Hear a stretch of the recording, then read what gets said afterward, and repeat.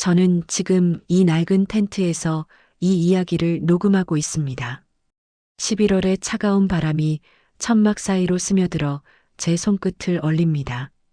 70년을 살아오면서 저는 단 한 번도 제가 이런 곳에서 밤을 보내게 될 거라고는 상상하지 못했습니다.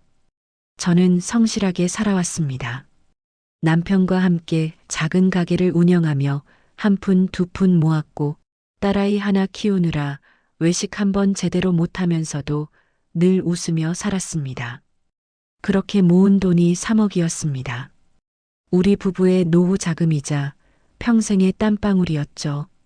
그런데 지금 그 돈은 모두 사라졌고 저는 세상에 혼자 남겨졌습니다. 믿었던 제 딸에게 말이죠. 어떻게 이렇게 되었냐고요? 지금부터 그 이야기를 들려드리겠습니다. 혹시 이 이야기를 듣는 분들 중에 자녀를 너무 사랑해서 판단력을 잃을까봐 두려우신 분이 계시다면 제 이야기가 작은 경고가 되었으면 합니다. 돈을 잃기 1년 전 저와 남편은 30평짜리 아파트에서 은퇴 후의 소소한 행복을 즐기고 있었습니다. 남편은 아침마다 동네 공원을 산책하며 친구들과 바둑을 두었고 저는 작은 텃밭에서 상추와 고추를 키우며 시간을 보냈죠. 무엇보다 행복했던 건 매주 일요일 딸네 집을 방문해 손주들을 보는 것이었습니다.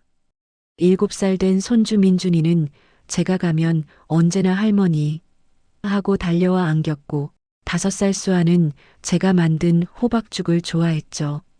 그 아이들의 웃음소리가 제 삶의 전부였습니다. 딸 서연이는 대기업에 다니는 사위와 결혼해서 강남의 작은 아파트에서 살고 있었습니다. 경제적으로 여유롭지는 않았지만 그래도 부부가 맞벌이하며 성실하게 사는 모습이 대견했습니다. 저는 가끔 반찬을 해서 가져다 주고 명절 때마다 용돈을 조금씩 보태주는 게 전부였습니다. 엄마, 우리 괜찮아요. 엄마는 그 돈 아껴서 아빠랑 여행 다니세요. 딸은 언제나 그렇게 말했습니다. 제가 돈을 주려고 하면 손사래를 치며 사양했죠. 그래서 저는 딸이 자립심 강하고 훌륭한 아이로 자랐다고 자부했습니다. 그런데 그날 밤이 오기 전까지는 말입니다. 2025년 3월 15일 금요일 밤 11시 30분. 저는 남편과 함께 TV를 보다가 막 잠자리에 들려던 참이었습니다. 그때 핸드폰이 울렸습니다. 딸의 이름이 화면에 떴죠. 이 시간에 전화라니 이상했지만 저는 별 생각 없이 전화를 받았습니다. 여보세요, 서연아? 엄마, 엄마. 딸의 목소리가 들렸습니다. 아니, 목소리라기보다는 울음이었습니다. 흐느끼는 소리, 숨이 막힌 듯한 신음소리가 전화기 너머로 들려왔습니다. 서연아, 무슨 일이야? 어디 다쳤어? 저는 벌떡 일어났습니다. 심장이 미친 듯이 뛰었죠. 엄마라면 누구나 알 겁니다. 자식의 울음소리를 듣는 순간 세상이 무너지는 그 기분을 말이에요. 엄마, 민준이가 왜, 무슨 일이야? 심장이 멈췄대요. 선천성 심장 질환이었는데 우리가 몰랐어요. 오늘 갑자기 쓰러져서 응급실에 왔는데 의사 선생님이 당장 수술하지 않으면 안 된대요. 엄마. 저는 그 자리에서 주저앉을 뻔했습니다. 손주가, 우리 민준이가 얼마나 필요한데? 보험으로 안 되는 수술이래요. 특수 수술이라서 3억이 필요하대요. 3억? 엄마, 우리한테 그런 돈이 어디 있어요? 우리 집도 전세고 대출도 있고. 엄마, 제발 우리 민준이 살려줘요. 엄마 말고는 의지할 곳이 없어요. 3억? 그 숫자가 제 머릿속에서 맴돌았습니다. 우리 부부가 평생 모은 돈이 딱 그 금액이었습니다. 은행 정기예금 2억 5천만 원, 비상금 통장에 5천만 원. 모두 합치면 정확히 3억이었죠. 엄마가 아니면 민준이는 죽어요. 제발 엄마. 딸의 절규하는 목소리를 들으며 저는 단 1초도 망설이지 않았습니다. 알았어. 엄마가 줄게. 내일 아침에 바로 은행 가서 돈 찾아올게. 우리 민준이 꼭 살려야 해. 울지 마. 엄마가 다 해결할게. 전화를 끊고 남편에게 상황을 설명했을 때 남편의 얼굴이 하얗게 질렸습니다. 여보, 3억이면 우리가 가진 전부인데. 그럼 어떡해요? 손주가 죽게 생겼는데. 돈은 다시 벌면 되지만 사람 목숨은 되돌릴 수 없잖아요. 남편도 결국 고개를 끄덕였습니다. 우리 부부는 그날 밤 한숨도 자지 못했습니다. 다음 날 아침 저는 은행 문이 열리자마자 달려갔습니다. 떨리는 손으로 정기예금 해지 신청서를 작성했습니다. 창구 직원이 물었습니다. 고객님, 이 예금은 아직 만기가 6개월이나 남았는데 중도 해지하시면 이자를 많이 손해보세요. 정말 해지하실 거예요? 네, 급한 일이 있어서요. 이자가 얼마나 깎이든 상관없었습니다. 손주의 생명 앞에서 그런 건 아무 의미가 없었으니까요. 2억 5천만 원을 찾고 비상금 통장에서 5천만 원을 더 인출했습니다. 무거운 가방에 현금을 담아 딸이 있는 병원으로 달려갔죠. 병원 중환자실 앞에서 딸을 만났습니다.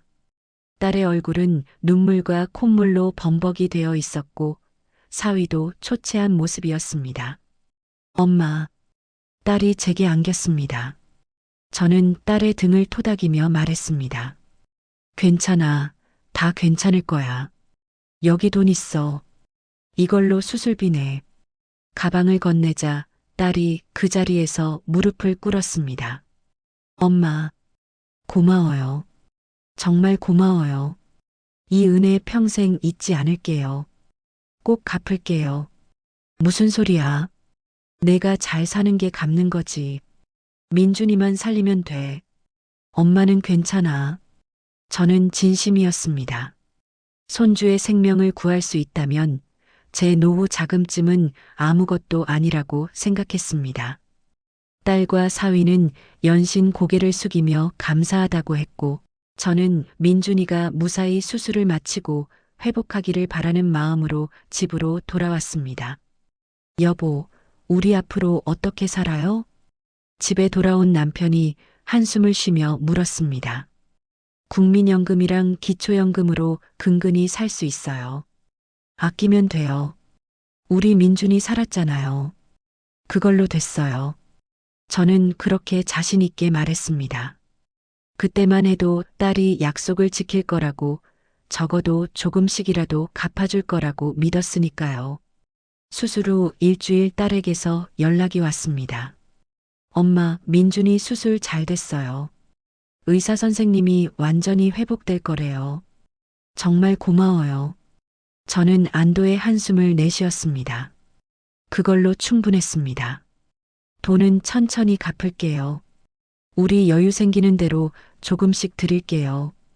그래, 천천히 해. 급하지 않아. 그렇게 3개월이 흘렀습니다. 딸은 한 달에 한두 번 전화를 했고 민준이가 잘 회복하고 있다는 소식을 전했습니다. 저는 행복했습니다.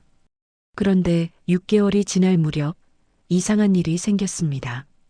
처음에는 딸이 엄마 이번 달은 좀 어려워서 다음 달에 보낼게라고 했습니다. 저는 이해했습니다. 아이 병원비도 들고 생활비도 필요할 테니까요. 그런데 다음 달도 그 다음 달도 같은 말이 반복되었습니다. 엄마 미안해. 이번 달도 좀 어려워. 서연아 괜찮아. 우리 급하지 않으니까 천천히 해. 저는 여전히 딸을 믿었습니다. 딸이 거짓말을 할 리 없다고 생각했죠. 그러던 중 9개월째 되던 어느 날 딸에게서 긴 카톡 메시지가 왔습니다. 엄마, 정말 미안해요. 사실은 제가 실수로 투자를 잘못해서 돈이 묶였어요. 남편 회사에서 추천해준 부동산 투자였는데 지금 환금이 안 되고 있어요. 딱 3개월만 기다려줘요. 3개월 후면 투자금 회수되면 엄마한테 바로 드릴게요. 정말 미안해요. 투자? 그 단어를 보는 순간 제 가슴이 철렁 내려앉았습니다. 여보, 이것 좀 봐요. 저는 남편에게 핸드폰을 보여줬습니다. 남편의 얼굴이 굳어졌습니다. 뭐, 투자? 우리가 손주 수술비로 준 돈을 투자했다고? 아니, 그게 아니라 자기들 돈을 투자한 거겠지. 당신 정신 차려요. 수술비로 3억을 쓰고 나면 그 집에 무슨 여유돈이 있겠어요? 분명 우리 돈으로 투자한 거예요. 남편의 말이 맞았습니다. 하지만 저는 인정하고 싶지 않았습니다. 3개월만 기다려보자고요. 딸을 믿어봐요. 휴, 당신 마음대로 하세요. 남편은 한숨을 쉬며 방으로 들어가 버렸습니다. 3개월을 기다렸습니다. 그동안 딸은 연락이 뜸해졌습니다. 제가 전화를 걸면 받지 않거나 받아도 지금 바빠서 나중에 다시 전화할게라며 끊었습니다. 불안했습니다. 밤마다 잠을 설쳤고 남편은 날이 갈수록 어두운 표정으로 변해갔습니다.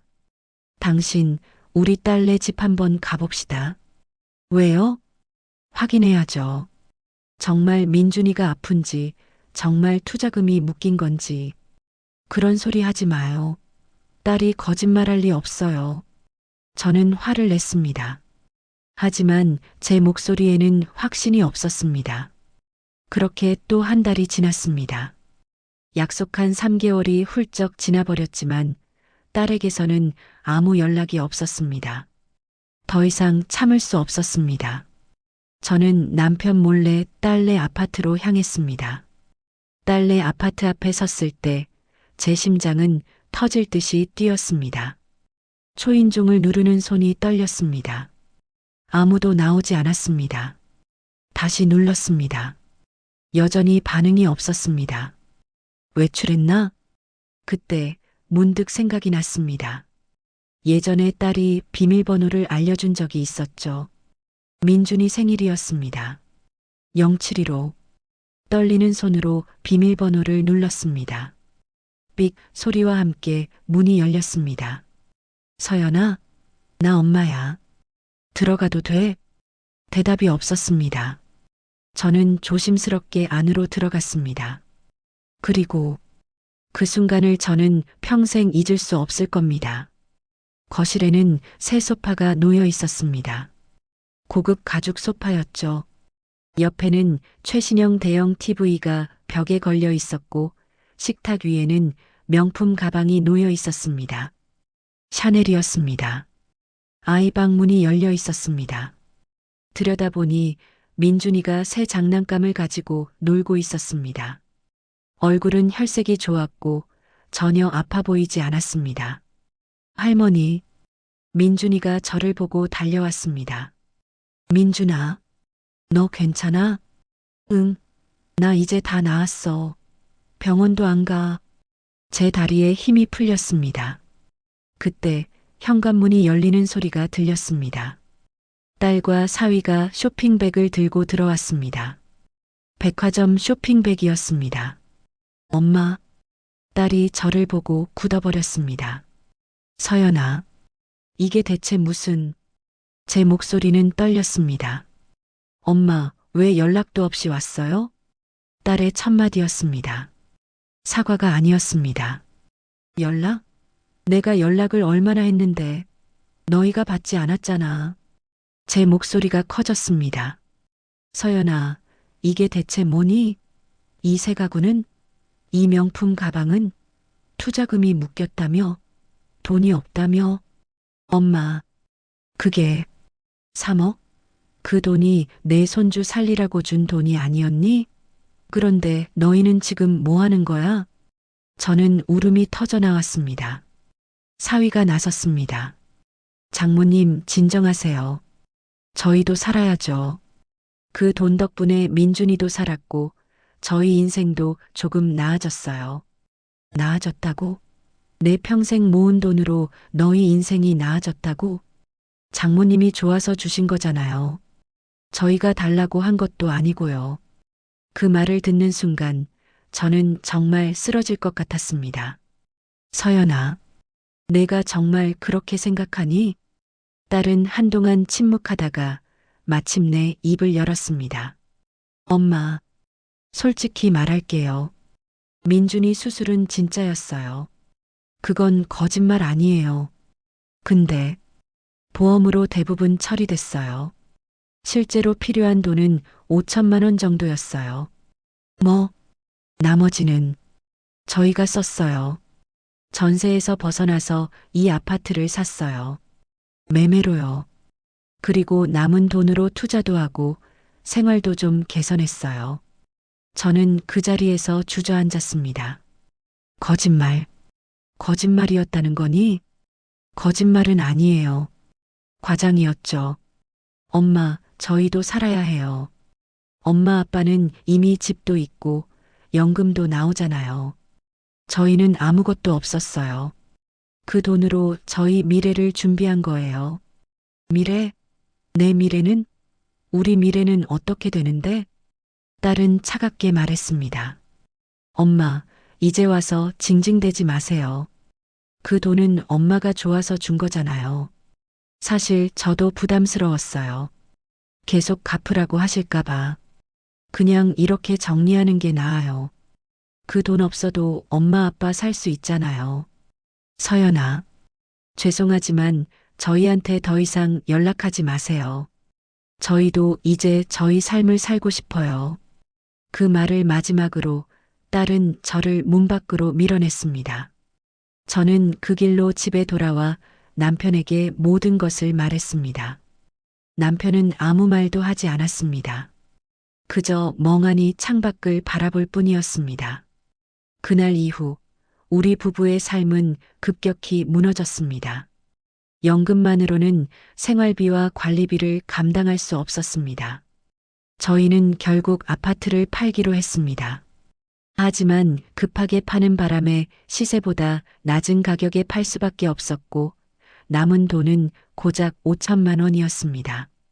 그 돈마저도 남편의 건강이 악화되면서 병원비로 나가기 시작했습니다. 스트레스로 인한 고혈압과 당뇨가 심해진 거죠. 결국 6개월 만에 저희는 모든 것을 잃었습니다. 친구들에게 도움을 요청했지만 모두 딱하다는 말만 할 뿐 실질적인 도움은 없었습니다. 복지관에도 찾아갔지만 저희는 딱 지원 대상에서 벗어난 애매한 위치였습니다. 그렇게 저희는 한강변 텐트촌에 오게 되었습니다. 텐트에서의 첫날 밤 저는 잠을 이룰 수 없었습니다. 추위도 추위였지만 마음이 너무 아팠습니다. 어디서부터 잘못된 걸까? 밤마다 그 생각만 했습니다. 딸을 너무 사랑한 게 잘못이었을까요? 손주를 살리고 싶었던 게 죄였을까요? 아니, 그게 아니었습니다. 제가 잘못한 건 딸을 믿는 것과 맹신하는 것을 구분하지 못한 거였습니다. 사랑한다는 이유로, 엄마라는 이유로 모든 것을 내어주면서도 한 번도 확인하지 않았던 거죠. 그리고 깨달았습니다. 제가 진짜 잃은 건 3억이 아니었습니다. 제가 잃은 건 돈으로 자녀의 사랑을 살 수 있다고 믿었던 제 오만함이었습니다. 돈을 주면 딸이 저를 더 사랑할 거라고, 돈을 주면 딸이 효도할 거라고, 돈을 주면 저의 노후가 보장될 거라고 착각했던 거죠. 하지만 사랑은 그렇게 거래되는 게 아니었습니다.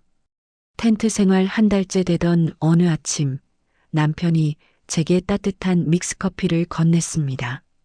여보, 마셔요. 고마워요. 돈은 다시 벌면 돼요. 우리 둘은 남았잖아요.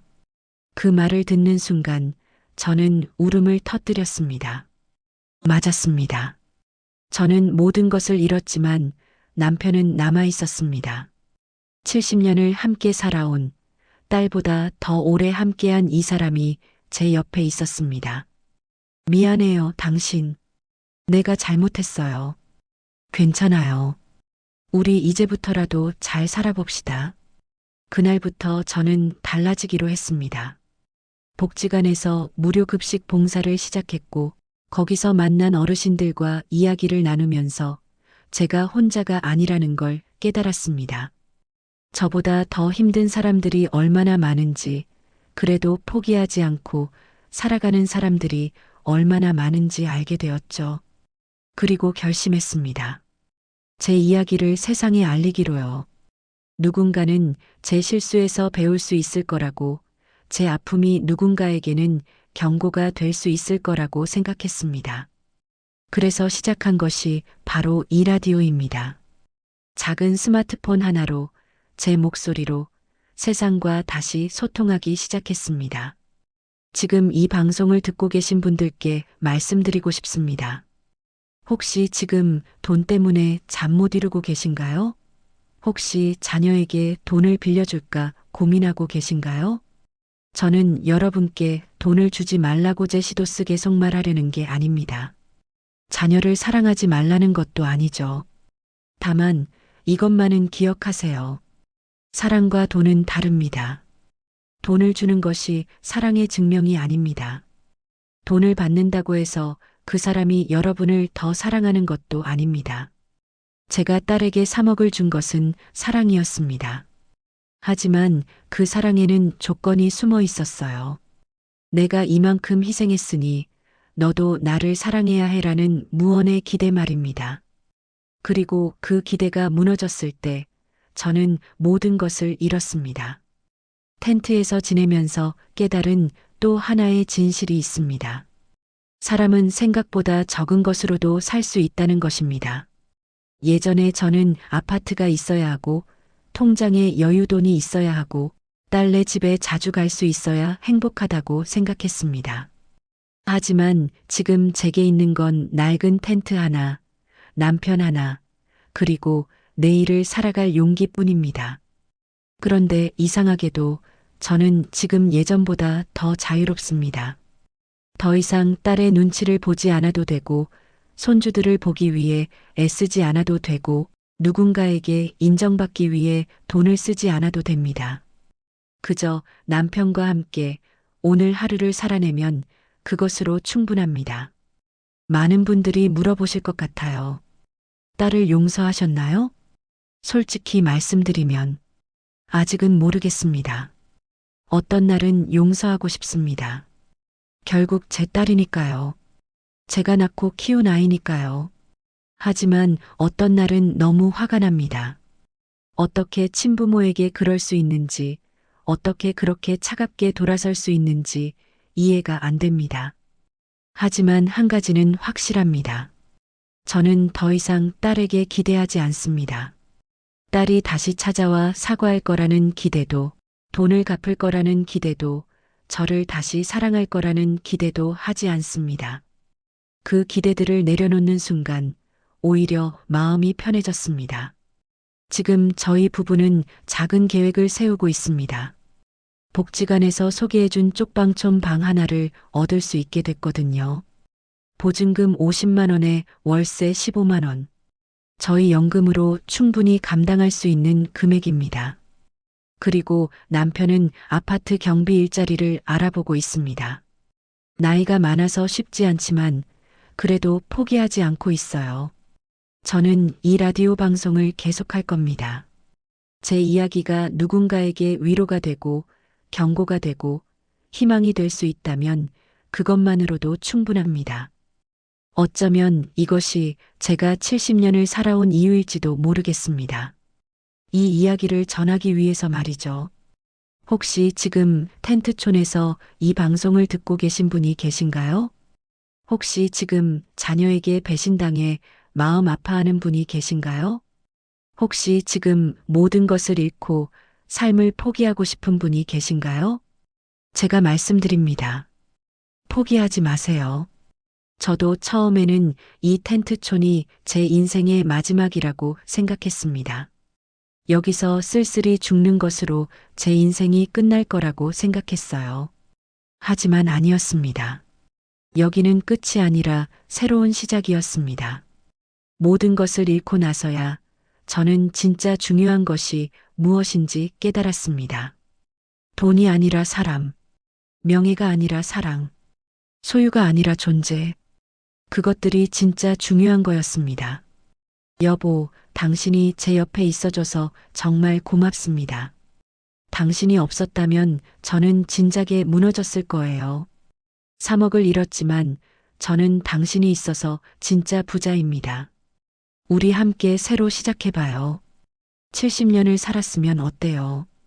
80년, 90년도 살 수 있잖아요.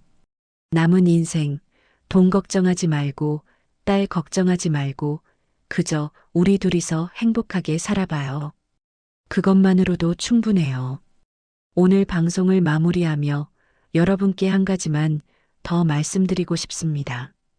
가장 소중한 것은 당신의 곁에 있는 단 한 사람입니다. 그 사람이 배우자일 수도 있고, 친구일 수도 있고, 때로는 당신 자신일 수도 있습니다. 그리고 가장 큰 재산은 다시 시작할 수 있는 당신의 용기입니다. 돈은 잃으면 끝입니다. 하지만 용기는 다시 만들어낼 수 있습니다. 저는 70세에 모든 것을 잃었지만 71세에 새로운 삶을 시작했습니다.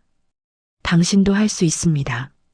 나이가 몇이든 얼마를 잃었든 누구에게 배신당했든 상관없습니다. 당신이 숨쉬고 있는 한 당신의 인생은 끝나지 않았습니다. 이 방송을 시작한 지 한 달이 지났습니다. 처음에는 듣는 사람이 거의 없었지만 요즘은 댓글이 하나둘씩 달리기 시작했어요. 할머니, 저도 힘내볼게요. 할머니 이야기 듣고 울었어요. 감사합니다. 저도 부모님께 돈을 빌려달라고 할 뻔했는데 다시 생각하게 됐어요. 이런 댓글들을 볼 때마다 제 고통이 헛되지 않았다는 생각이 듭니다. 어쩌면 이것이 신이 제게 준 마지막 선물일지도 모르겠어요. 고통을 통해 깨달음을 얻고 그 깨달음을 나눔으로써 다른 사람들을 돕는 것. 그것이 제 남은 인생의 의미가 될 것 같습니다.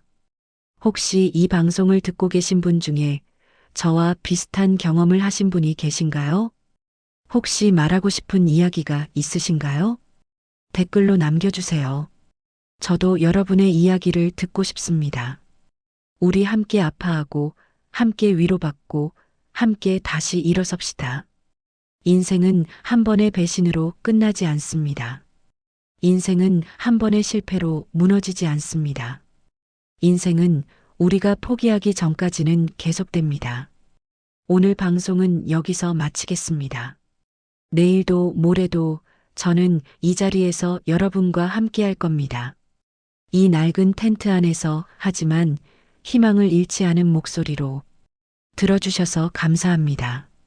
그리고 기억하세요. 당신은 혼자가 아닙니다. 당신은 여전히 가치 있는 사람입니다. 당신은 다시 일어설 수 있습니다. 굿나잇 그리고 굿라이프 마이너스 텐트촌에서 71세 할머니 드림. 잃어버린 3억보다 소중한 것들에 대하여. 이 이야기가 마음에 닿았다면 구독과 좋아요 눌러주세요. 여러분의 응원은 제게 큰 힘이 됩니다.